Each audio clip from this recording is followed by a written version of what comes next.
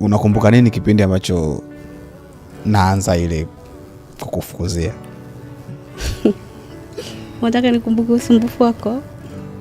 No, uko ni usumbufu kwa sababu ndio hicho ambacho kimetufanya mpaka sasa hivi tupo hapa. Ulikuwa msumbufu sana. Na unakumbuka kipindi ambacho ndo naanza kutafuta vile na kutext na kujifanya mteja? Sio kujifanya mteja actually, kwa sababu nilikuwa mteja kweli kwako, na so mara moja sio mara mbili hadi jua kufikia kuwa hivyo, lakini nilikuwa mteja na mteja mzuri tu.